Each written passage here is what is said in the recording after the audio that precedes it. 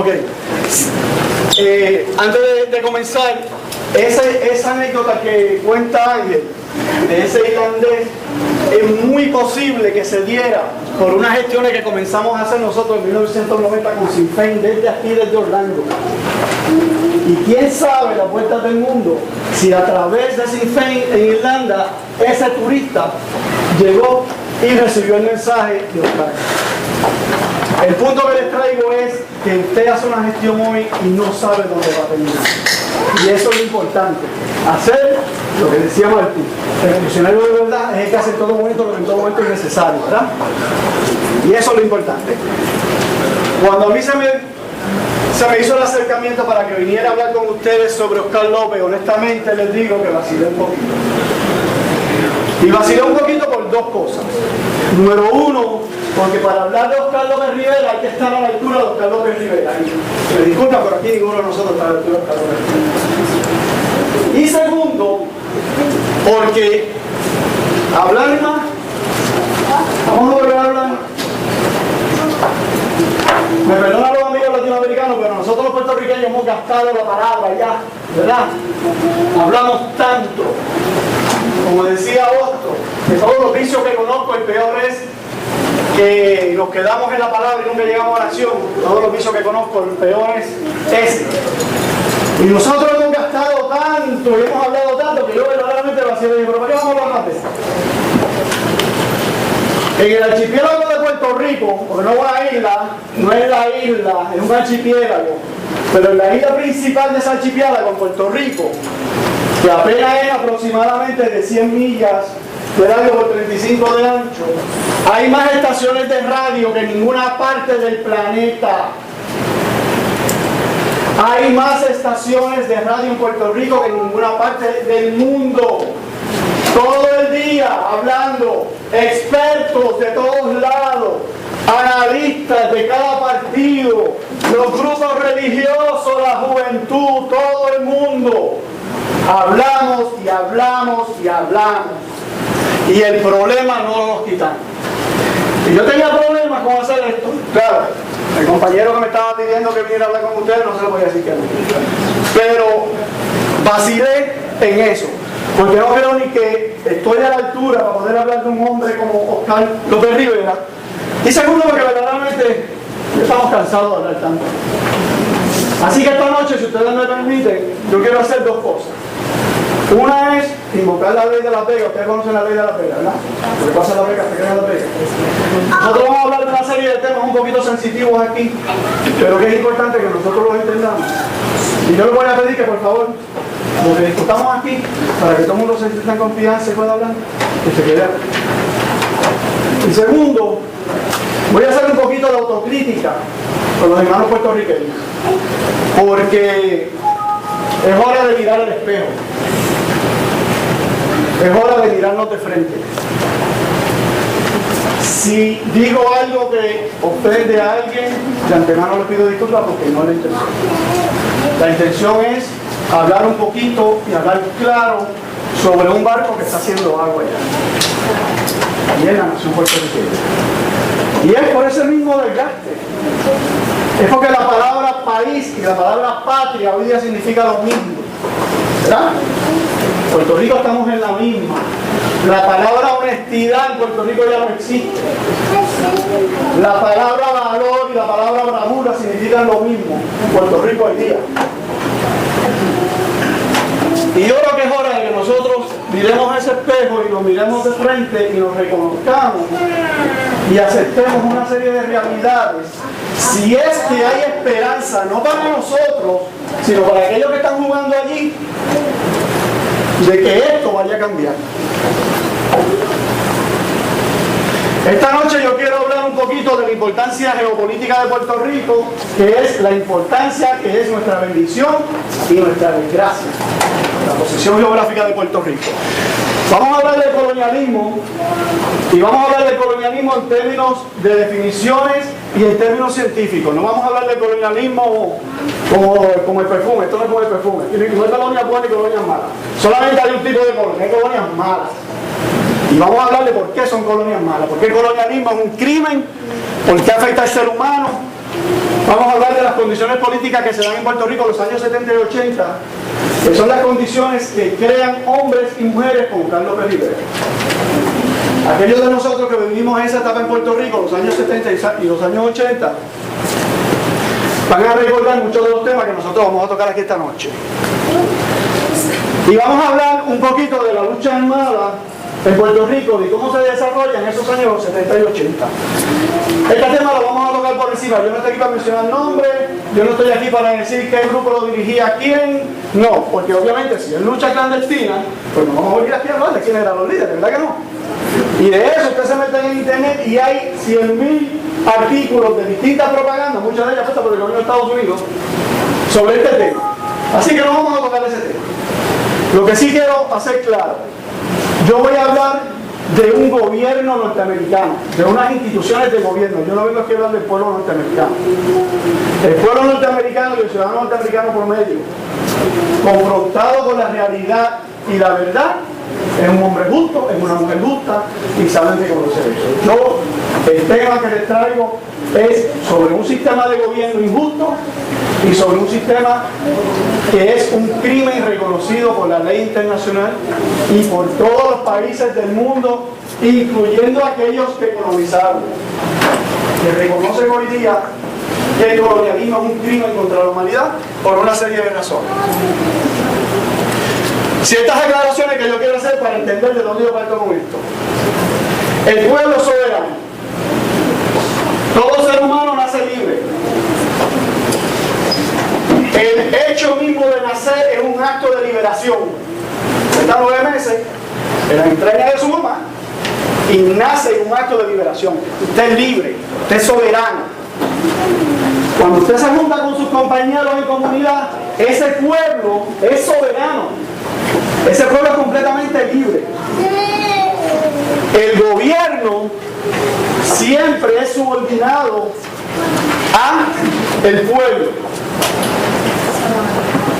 Nosotros no existimos porque existe el gobierno, mi hermano. El gobierno existe porque nosotros existimos.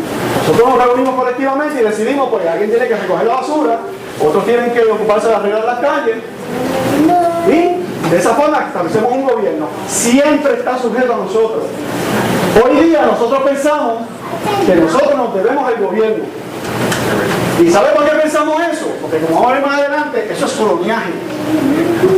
Porque en un sistema colonial, una de las cosas que un país es dueño de otro es de su gente. Pero vamos a tocar ese tema un poquito más adelante. El punto que le quiero traer es que en ese estado de soberanía, cuando el gobierno no responde al pueblo, este tiene el derecho inalienable. Inalienable que diga, si tú quieres renunciar al derecho, está bien, pero como quieras estar reconoce tuyo, tú no puedes renunciar a él. El derecho inalienable de cambiarlo por cualquier método necesario. Y aún en la sociedad civil, nunca renunciamos al derecho a la revolución. De ahí surge la frase, ¿usted no ha oído la frase de los pueblos tienen el gobierno que se merecen? Miren, esa frase, no hay una frase más real que esa. ¿Saben por qué?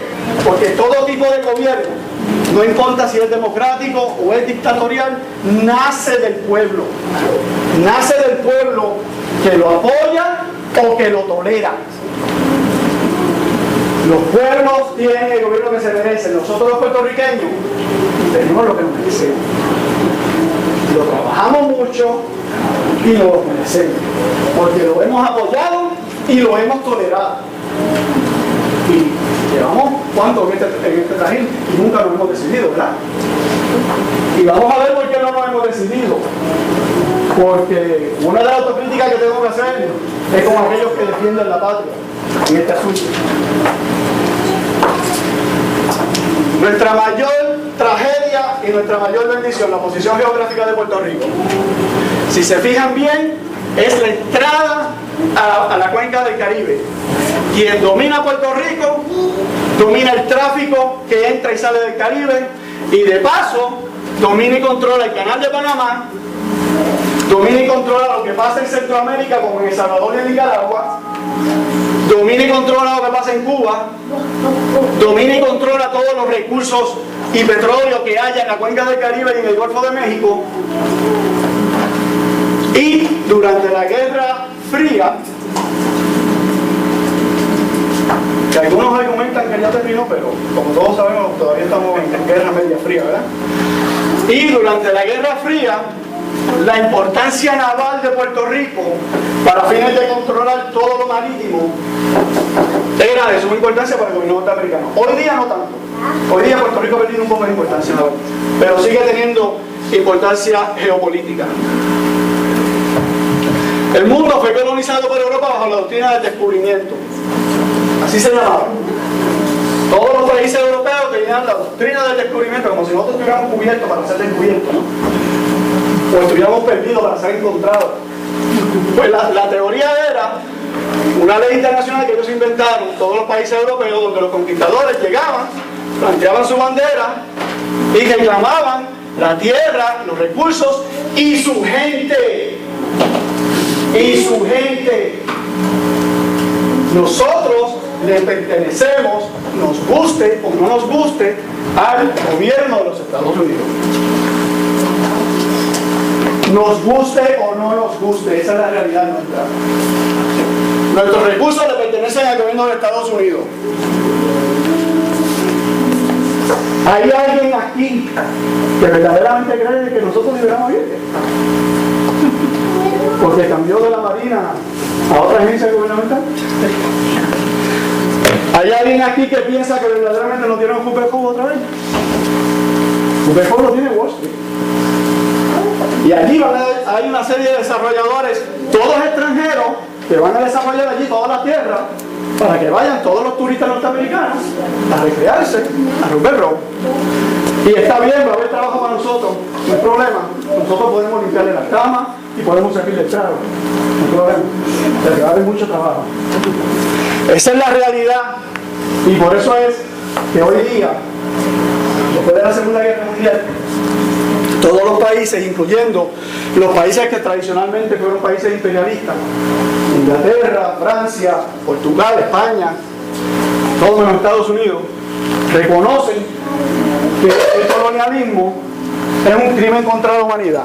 Y estas son las razones por las cuales es un crimen contra la humanidad. Mire la definición. Es la imposición de una nación sobre otra nación mediante la ocupación forzosa, la explotación de sus riquezas naturales, la destrucción del ambiente, la esclavitud mediante la posesión física y psicológica. ¿Cuántos aquí han oído hablar del Puerto Rican Syndrome, el síndrome puertorriqueño? Nadie. Los veo sometidos en Google ya. El Puerto Rican Syndrome es algo que se estudia en todos los colegios psiquiátricos. Se han escrito cantidades de tesis doctorales sobre el síndrome puertorriqueño. Una enfermedad psiquiátrica, señores.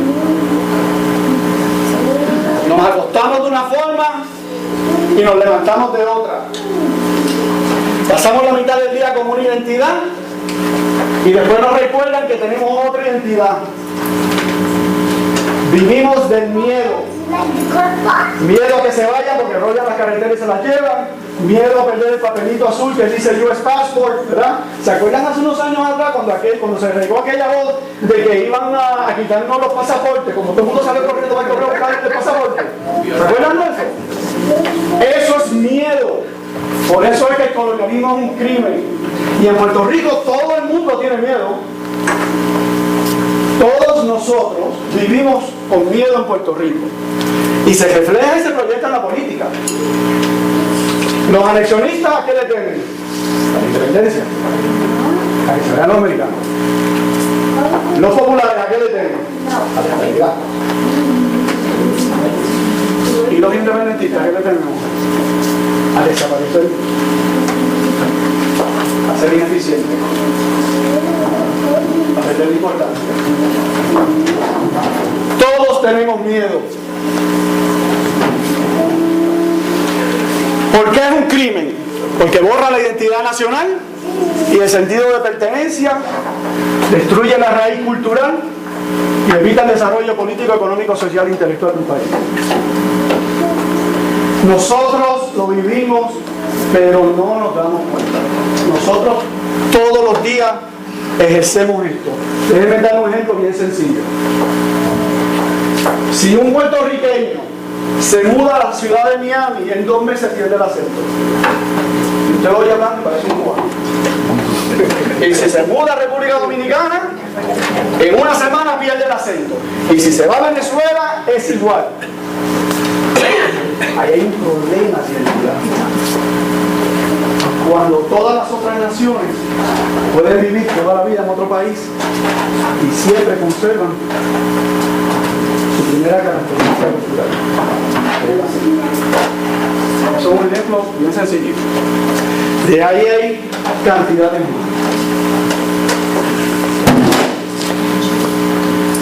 En los años 70 y 80, esto ha variado un poquito, pero en los años 70 y 80, esta era la presencia militar de Estados Unidos en Puerto Rico. Les vuelvo a recordar, en este archipiélago, de aproximadamente en la isla principal, 100 millas o 35 millas, habían, y hay hoy día, 9 bases militares activas. 9 bases militares activas. El que se cree aquí que Roosevelt Road es todo civil, o el que se cree aquí que la base Borinquen en Rainy Base, que tiene la pista más larga que hay en el Caribe y que es hueca por debajo y está completamente llena de armamento militar, quien se cree aquí que Vieques no puede ser activado mañana, y todo se justifica bajo la necesidad de seguridad nacional, ¿verdad? Puede pasar. Súmenle a eso la presencia de todas las organizaciones paramilitares norteamericanas federales: aduana, inmigración, Marshals, FBI, CIA, inteligencia naval, todas esas organizaciones. Entonces pregúntense, ¿cómo es que una isla relativamente tan pequeña, con tanta presencia militar y paramilitar, por qué pasa tanta droga por ahí? ¿Cómo es que entra? Si pueden poner uno a uno por lado, hombro con hombro y cubren la isla. ¿Cómo es que pasan? ¿Cómo es que entran las armas que matan a nuestros hijos en Puerto Rico? ¿Por dónde?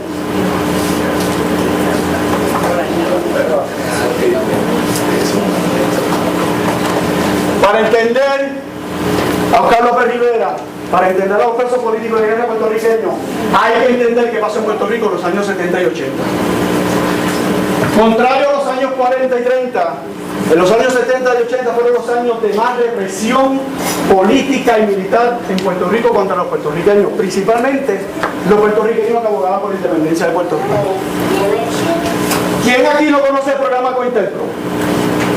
Counterintelligence Program. El Counterintelligence Program fue un plan desarrollado por el FBI bajo Edgar Hoover en los años, y esto te va a parecer bien similar, dime si lo has oído antes, por Edgar Hoover en los años 50 hasta los años 70, donde se espiaban todas aquellas personas que ellos consideraban subversivos. ¿Te suena el Patriot Act? Yo estoy interpretado. Vamos a hablar de las carpetas ahorita. Pues bajo este programa se espiaba a toda persona, se mantenía un dossier, se mantenía un expediente de esa persona, y eso se hizo en general en todos los Estados Unidos, Puerto Rico y en América Latina. De ahí se destruyeron muchas vidas, se acabaron y se arruinaron carreras, se destruyeron familias. En ese programa se encarceló, se asesinó, y esto lo sabemos como hecho, señor, esto yo no me lo invento. Se desapareció, y en ustedes que piensan que en Puerto Rico jamás ha desaparecido nadie, déjenme decirles que en Puerto Rico se desaparecía gente. ¿Ustedes saben cuál era la diferencia? Que la policía decía, no, ese fue para Nueva York, él está huyendo por Nueva York. Y en Nueva York decía, no, se fue, está huyendo por Puerto Rico. Y estaba enterrado en el mar. Porque esta es la época donde los llevaban en helicóptero, los llevaban 300 millas más adentro esposados, y los enterraban. Es lo mismo que hace después, durante la Guerra Sucia en Argentina, y que hace, otra de las cosas que vamos a ver aquí, el Plan Cóndor. Si no han oído de COINTELPRO, tienen que haber oído sobre el Plan Cóndor. El Plan Cóndor reúne todas las dictaduras militares de derecha de América Latina, y todos se ponen de acuerdo con el apoyo de Estados Unidos para empezar una campaña y eliminar toda la oposición, completa. Todo aquel que ellos identificaban como un opositor al régimen, en un corto periodo de tiempo, fue encarcelado, fue desaparecido o asesinado. Eso fue el Plan Cóndor, que surge en este tiempo. Todo esto se está dando simultáneamente en Puerto Rico y en los países nuestros de América Latina. La guerra civil de El Salvador surge en esta época también, porque finalmente Frente Farabundo Martí dice: ya basta. ¿Cómo es posible que en un país tan pequeño como el nuestro, el 10% de la población sea el dueño del 80% de la riqueza? Ahí hay algo malo con la matemática, ¿verdad? Y se rebelan. ¿Y saben por qué se rebelan? Porque es un pueblo soberano. Y el pueblo soberano se reserva el derecho a cambiar el gobierno por cualquier método. Y aquí que nadie se sorprenda de eso. Porque el preámbulo de la Declaración de Independencia de los Estados Unidos, ¿cómo es que comienza diciendo? Aquí tiene que hablar alguien que se sepa la actividad. De aquí abajo. Cuando un pueblo tiene un gobierno, y estoy paraphrasing, pero cuando un pueblo tiene un gobierno tiránico, no solamente tiene el derecho, tiene la obligación de cambiarlo. Tiene la obligación de cambiarlo. Y esto, como lo escribió el arquitecto de la Declaración de Independencia, que fue Jefferson, uno de los grandes revolucionarios. Yo estoy seguro que si Jefferson estuviera vivo, fuera gran amigo de él. Se entenderían muy bien. Y si no se entenderían, se respetarían. Por lo menos se respetarían. De ahí es donde sale la Declaración de Independencia de los Estados Unidos. Y yo no sé de los 35 que la firmaron, pero le puedo decir de 5 por lo menos, de 9 que eran masones, que sí sabían lo que tenían entre manos, que estaban de acuerdo con ese principio. No solamente tienes el derecho, como ciudadano tienes la obligación de quitarte ese gobierno de encima. En Puerto Rico durante esta época también pasa una cosa bien interesante. Dos políticos coloniales, Rafael Hernández Colón y Carlos Romero Barceló, por espacio de más de 10 años se intercambian la gobernación colonial de Puerto Rico. Un día yo soy gobernador y 4 años después soy gobernador. Las dos administraciones peores que ha tenido Puerto Rico, mi hermano. Ningún administración colonial en Puerto Rico jamás ha sido tan antiobrera como Rafael Hernández Colón. Ningún gobernador en Puerto Rico utilizó tanto la Guardia Nacional contra el sindicato puertorriqueño como Rafael Hernández Colón. Y Rafael Hernández Colón gobernó 1972, 1984, 1988. Carlos Romero Barceló gana 2 elecciones. ¿Y qué sabemos de Carlos Romero Barceló? ¿Con qué asociamos a Carlos Romero Barceló? Cerro Maravilla. Cerro Maravilla. Uno de los periodos de nuestra historia más oscuros. Pero hay otra cosita de Rafael de Carlos Romero Barceló que ustedes no se acuerdan y se van a acordar ahora. Las elecciones de 1982 surge algo que ustedes le va a dar un backflash ahora. 184. Ajá. En esas elecciones son bien cerradas y pasan mucho tiempo sin saber quién había ganado las elecciones. ¿Y saben por qué? Finalmente se decidió por 3,000 y pico de votos, lo vamos a discutir ahora. Pero en esos días no solamente no se sabe quién ganó. El Tribunal Supremo de Puerto Rico tiene que tomar cartas en el asunto y decidir quién ganó las elecciones. ¿Okay? ¿Y cuáles eran los problemas que tenía para decidir quién había ganado las elecciones? Las papeletas. ¿Suena similar? Las papeletas, algunas estaban marcadas 2 veces, otras no tenían el boquetito hecho que fuera completito, no se sabía. ¿Suena similar? Hay una razón para eso. Y así pasan unas semanas en un estado bien de crisis, como pasó aquí, donde el gobierno federal interviene. Todas las agencias de inteligencia federal están en Puerto Rico porque temen que haya un levantamiento al no saberse los resultados de la elección. Pero ¿qué pasa? Surge algo que salva el día. A última hora, el presidente de la Juventud PNP, un muchacho jovencito que se llamaba Luis Fortuño, aparece con 1.500 votos ausentes de la Juventud PNP que no había votado. No, aquí yo tengo 1.500 votos ausentes que todavía no se han contado, que son del grupo que yo dirijo de la Juventud PNP. Cuando cuentan los votos, obviamente, el Tribunal Supremo falla a favor y Carlos Romero Barceló gana el segundo turno. ¿Le es bien parecido a lo que pasó aquí en el 2000? Hay quien argumenta, yo no tengo ninguna prueba sobre esto, pero hay quienes argumentan que en esos días de crisis, a alguno de las fuentes de inteligencia de los Estados Unidos se le ocurrió aprovechar la ocasión y la oportunidad para hacer un experimento y ver si era matemáticamente posible y estadísticamente posible controlar, manipular los resultados de una elección a base de votos. Y hay gente, de estos que creen en conspiraciones y en teorías de conspiración, que dicen que ese ensayo fue el que se implementó en la Florida en el año 2000. Yo no tengo ninguna prueba sobre eso. Yo se los dejo saber para su consideración. Si funciona o no funciona, yo lo que les puedo decir es que los factores y las variables son bien similares, extremadamente similares. Suceden otras cosas en ese tiempo. Sucede el asesinato de Santiago Marí Pesquera. ¿Ustedes se acuerdan del asesinato del hijo de Juan Marí Brás? Chaguito Marí Pesquera aparece en un carro inyectado con una sobredosis de droga y un reguete de droga tirado en el carro. Santiago Marí Pesquera ni fumaba ni bebía.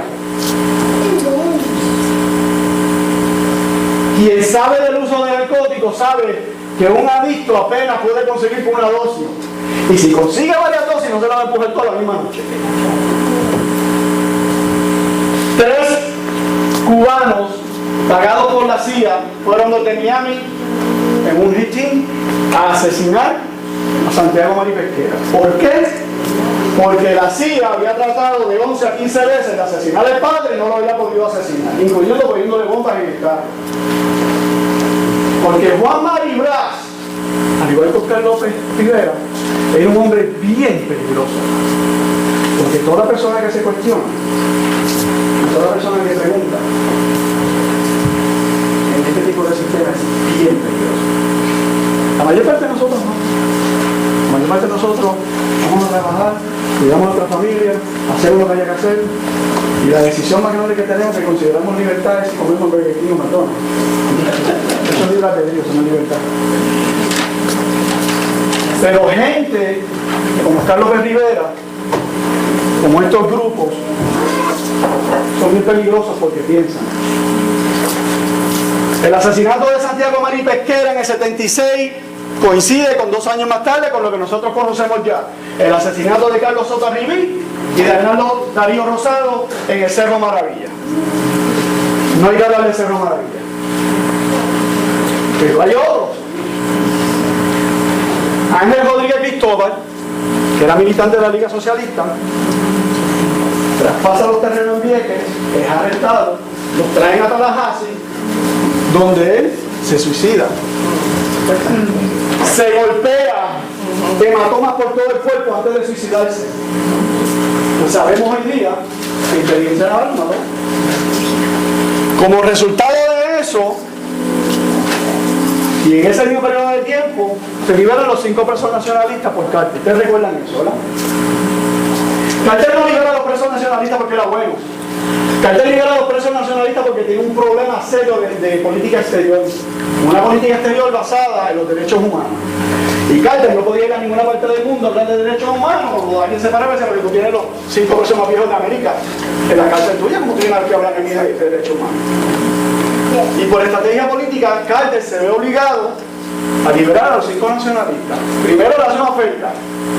Si ustedes piden perdón y se arrepienten, pues se van a ir. Pero como esta gente nuevamente son muy distintos a nosotros y eran hechos de Osubo, como decimos en Puerto Rico, lo primero que dijeron: nosotros no tenemos nada que arrepentirnos. Nosotros nos morimos aquí, nosotros no tenemos nada que arrepentirnos. Pues ya, la cárcel se le dañó luego. Entonces después cárcel se vira y lo libera sin condición. Y nosotros conocemos el resto de esa historia. De esos 5, nos queda uno, Rafael Cáncer Miranda. Como resultado del asesinato de Ángel Rodríguez Cristóbal, hay un ataque a unos marinos en la base de Sabana Seca en el 79. Lo más seguro, algunos de ustedes que estaban en Puerto Rico en esa época se acuerdan de eso. Fíjense lo tenso que es este periodo. Fíjense la guerra que hay, donde las instituciones norteamericanas asesinan uno y viene la represalia por otras partes. Esa lucha clandestina de los 70 y los 80 se lleva a cabo bien apartado de la prensa. En Puerto Rico nosotros seguimos viendo las novelas de las 7 y nunca nos enteramos de esto. En Puerto Rico moría gente y arrestaban gente por cargos de robo, que eran militantes de la Liga Socialista, eran militantes del Movimiento Socialista de los Trabajadores, del PRTP, y se quedaban callados, iban y cumplían su sentencia y no decían nada porque sabemos que lo han sacado de la casa, de la calle. Y durante ese tiempo se lleva a cabo esa lucha, la cual nosotros no nos dimos cuenta. Y hoy día se sabe muy poco de ese periodo. ¿Por qué? Porque la historia de nosotros está alterada, está editada, traquetearon con nuestra historia. Lo último que no lo saben, dentro de la crisis que estamos viviendo en Puerto Rico, en el sistema de educación, hay que hacer unos recortes. ¿Qué ustedes creen que es lo que van a recortar? Los cursos de historia. Puerto Rico se ha propuesto eliminar los cursos de historia. ¿Por qué? Porque Puerto Rico no conoce su historia. La historia se repite. Y nosotros vivimos en esta época. Yo la viví en Puerto Rico, yo estudiaba en el colegio cuando eso, yo sé todo esto y estaba un poquito más consciente porque ya me despertaba un poquito a la vida y lo que estaba pasando. Y en este periodo pasa otra cosita bien interesante. Usted lo mencionó ahorita, las carpetas. ¿Alguien no sabe lo que son las carpetas de Puerto Rico? Sin mirar el programa de Cominterpro, en Puerto Rico el FBI se dio la tarea junto con todas las agencias de inteligencia de mantener un dossier, un expediente de puertorriqueños que ellos consideraban subversivos. Más de 100.000 subversivos. En Puerto Rico deben haber más de 100.000 subversivos, no saben lo que hemos podido hacer. Pero más de 100.000 subversivos. Inclusive Luis Muñoz Marín es uno de los que tiene una carpeta. Luis Muñoz Marín era considerado subversivo en esa época. Y un dato bien interesante de eso es que ahora recientemente se ha sabido, mediante la información que había acumulado el FBI, en la cual señalan, y yo se lo digo para su consideración, no es que yo crea que eso haya sido así, no tengo ninguna prueba aparte del reporte del FBI, que no podemos contar mucho con eso. Pero el reporte del FBI decía que Luis Muñoz Marín era adicto al opio. Nosotros siempre hemos oído chismes sobre eso en Puerto Rico. Pero está en ese reporte. Ahora, habiéndole dicho eso, también le digo otra cosa. Y borracho. Habiéndole dicho eso, también le digo otra cosa. La gran parte de la información que ponemos en esa carpeta, como nosotros sabemos, era falsa. Pero aparte de ser falsa, destruyeron cantidades de vida en Puerto Rico. Causó el exilio de miles de independentistas en Puerto Rico que no podían vivir en su país porque no conseguían trabajo. Porque iban a buscar trabajo y si le veían un tiquecito del PIB, del Partido Independentista Puertorriqueño, que no está hablando de la Liga Socialista, no le daban el trabajo. Se destruyeron profesiones, se destruyeron familias. Porque si ustedes creen que los servicios de inteligencia tienen algún código de ética en cuanto a la familia de los luchadores, no lo hay. Por el contrario, por ahí te se ataca por la familia. ¿Qué dijeron a Juan Mario? Te mataron un niño. No te podemos matar a ti. Vamos a desenfocarte de la lucha. Vamos a desaparecerte del primo mayor. Se destruyeron familias, se acabaron profesiones, causaron el exilio y la razón por la cual hoy día hay más independentistas fuera de Puerto Rico que en Puerto Rico.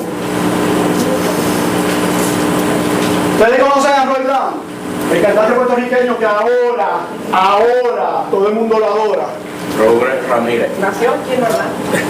Ahora todo el mundo, desde Boricua en la Luna para acá, todo el mundo Roy Brown. Pero antes no pagaban una peseta por verlo cantar. Antes le decían, mira comunista, vete de aquí. Ahora todo el mundo es loco con Roy Brown. Y de paso con la voz nacional cuando se está veniendo. Pero nadie le pagaba un concierto en Puerto Rico, me perdonan, pero vamos a mirarnos. Vamos a mirarnos. ¿Qué sucede con las carpetas en Puerto Rico? Un logro para el independentismo, le ganamos la partida del sistema, lo llevamos a la Corte Federal y le ganamos los independentistas que conocen de la Corte Federal. Y nos entregaron todas las carpetas, le ganamos. Verdaderamente le ganamos. Ese día fue que en Puerto Rico murió el independentismo. ¿Saben por qué? Porque ese fue el día que el FMI nos dijo, sí, te espié y qué. Ya tú no tienes importancia, ya tú no eres una fuerza con la cual yo debo de contender. Te espié, te destruí tu vida, te destruí tu profesión. Aquí tienes las carpetas. ¿Y qué? ¿Y qué hicimos nosotros? Perdóname, hermano, pero yo oí en esa época una de las formas que tú te interesaba a una muchacha y querías conquistar. Yo siempre digo así, no tengo una vergüenza. Todo el mundo tenía que empezar Puerto Rico. Y todo el mundo se vanagloriaba, había sido interpretado, sin entender que había dejado de importarle a quien le dio el disco estado siempre.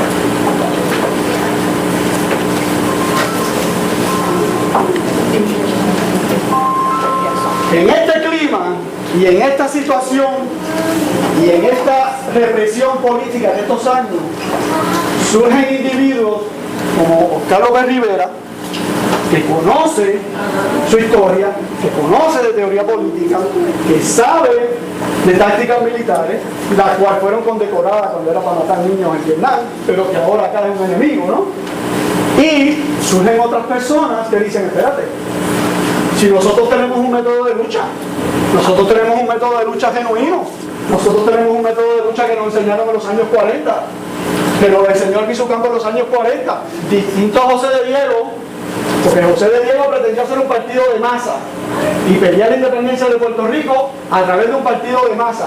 Albizu Campos jamás quiso hacer un partido de masa. El Partido Nacionalista nunca fue un partido de masa.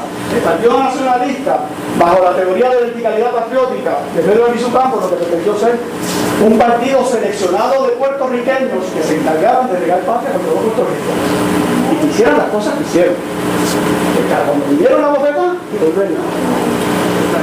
y en ese tiempo, bajo todas estas condiciones que se dan en los 70 y principios de los 80, es que surge la lucha clandestina en Puerto Rico. Cuando surge la lucha clandestina en Puerto Rico, surge por dos motivos. Número uno, por las condiciones que estoy describiendo, y número dos, que había que encontrar un método de lucha en aquel tiempo. Y podemos estar de acuerdo o no estar de acuerdo con el método, hermanos. Podemos diferir si aquello fue justo o no. Lo único que yo le pido es que no lo juzguen desde la medida del siglo XXI, de que no juzguen a Oscar, de que no juzguen al FAN, de que no juzguen al EPB a base de la vista de hoy, que lo juzguen a base de lo que estaba pasando en Puerto Rico en los años 70 y 80. Y allí surgen dos diferencias o dos distintas teorías políticas revolucionarias. Una teoría política revolucionaria dice, vamos a pelear aquí, hay que liberar a Puerto Rico, y para liberar a Puerto Rico tenemos que comenzar por adquirir territorio. Y hay otra vertiente que dice, no, nosotros lo que tenemos que hacer es llevarle la lucha al imperio. Nosotros lo que tenemos que hacer es luchar a los Estados Unidos, para que ellos entiendan que se tienen que ir. Y de esa forma surge primero el PRT, el Partido Revolucionario de los Trabajadores Puertorriqueños, macheteros, que luego se convierte, el ala político-militar, se divide en el Ejército Popular Boricua y ambos retienen el nombre de machetero. Y entonces surge la Fuerza Armada de Liberación Nacional. ¿Okay? Unos luchan en Estados Unidos, otros luchan en Puerto Rico, y el resto de la historia ya nosotros la conocemos. Ahora, no importa cómo nosotros pensemos sobre esta época, ni las conclusiones que nosotros podamos sacar individualmente. Debemos reconocer al menos, que cuando un ser humano, por el principio que sea, se despoja de su ser y se da el bien de un ideal, o de su mente, o de su patria, distinto del país, de lo que son, esa persona debe ser admirada. Los fundadores de esta nación, en un momento dado, fueron considerados terroristas.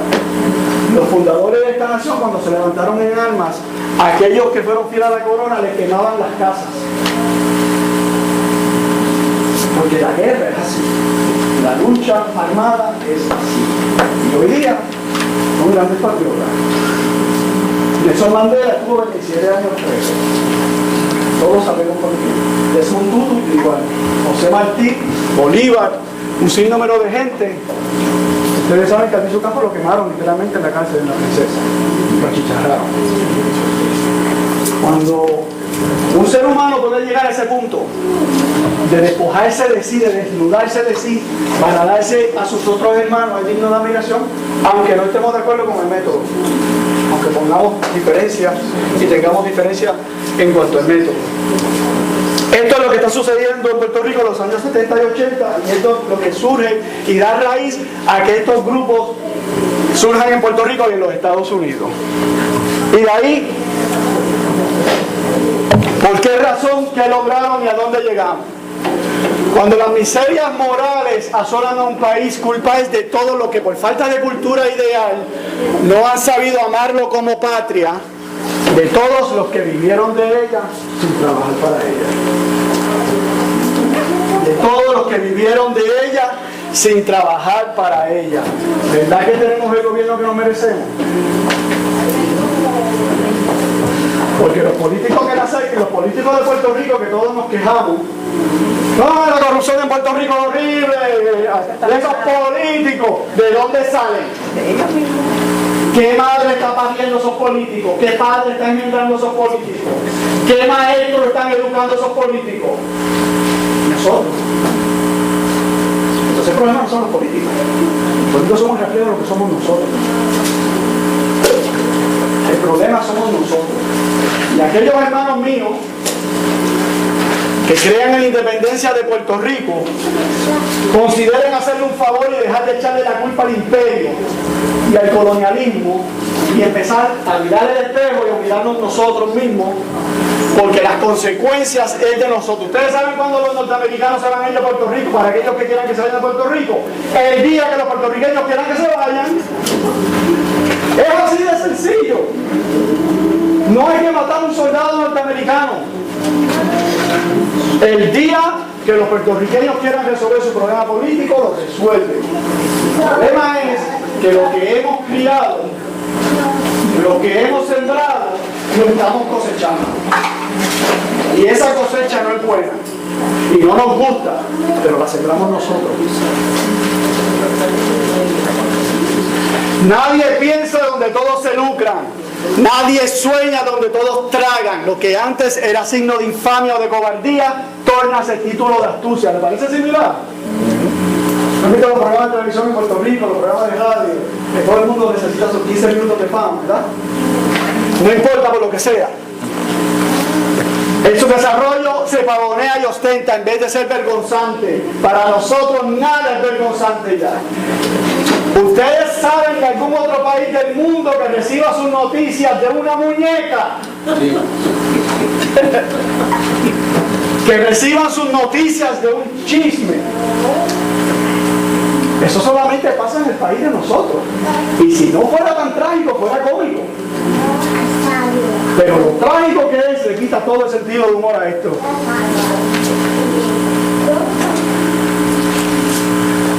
¿Hace falta preguntar por qué Oscar está preso? Bajo este marco, bajo eso que pasó en los años 70 y 80, hace falta saber por qué Oscar está preso. Porque Oscar es un hombre muy distinto a nosotros. Peligroso. Bien peligroso para este país. Bien peligroso. Más peligroso preso que puesto en libertad. Es muy posible que Oscar López Rivera sea más libre que todos nosotros. allí donde estamos. Y ya oyeron cómo los compañeros cubanos estaban hablando del respeto con el que se trata en la prisión y con el respeto que trata todo el mundo en la prisión. Ese es el ejemplo que dejó Nelson Mandela, el ejemplo que dejó Desmond Tutu. Porque son gente que son más libres que nosotros. La libertad que nosotros consideramos es, como le dije anteriormente, decidir si vamos a McDonald's o vamos a Burger King. Y no nos damos cuenta que hay miles de cámaras mirándonos todos los días. Que la represión y la brutalidad policial aquí es increíble. Pero nos creemos libres porque podemos escoger dónde comer y dónde dormir. Eso es libre de vivir. Es una diferencia que todavía nosotros no entendemos. Y es bien peligroso porque Oscar López Rivera es un hombre de acción. A los 18 años se lo llevaron para la cárcel, no fue voluntario. Y fue por una guerra de verdad. Retorna, encuentra a Chicago, encuentra toda la comunidad de nosotros destruida, desempleo, discriminación en la vivienda, pocos servicios de salud, y comienza con su actividad cívica. ¿Qué era Oscar López Rivera? Oscar López Rivera en esa época era un community organizer. ¿Les suena parecido? En Chicago, un community organizer. Fundador de la escuelita puertorriqueña, que luego se convierte en la Escuela Superior Pedro Albizu Campos y en el Centro Juan Antonio Correger. Dos de los orgullos más grandes que tenemos los puertorriqueños en los Estados Unidos. Señores, Oscar está preso. Posiblemente porque eso era lo que su patria pedía en ese momento. A tantos años, con una encarcelación tan injusta, yo lo único que les quiero pedir a ustedes es que hagan todo lo que ustedes puedan. Como les dije anteriormente, en todo momento, como funcionario de verdad, es el que hace en todo momento lo que todo momento es necesario como se llama. Escríbanle a sus gobernantes, envíen cartas, independientemente de qué ideología política ustedes sostienen, independientemente de si aprueban o no aprueban de los métodos de lucha que él escogió. Háganlo sencillamente por un acto de humanidad, un acto que recoge la humanidad de ustedes hacia sus demás hermanos puertorriqueños, según él lo dice. Aunque no estemos de acuerdo con el plan que él utilizó, aunque no estemos de acuerdo con el método. Y lo otro que les quiero pedir es que miremos el espejo, que estemos mirando nosotros. Porque los problemas que tiene Puerto Rico se van a tener de cosas. Y si entendemos que lo hicimos nosotros, que lo sembramos nosotros, que lo estamos cosechando nosotros, es posible, no es que sea cierto, pero es posible que a lo mejor tan manuel y querida tengan una oportunidad mañana de desarrollarse un poco más que nosotros. Gracias por la atención. Por favor, atienden mi momento. Muchísimas gracias, Ida.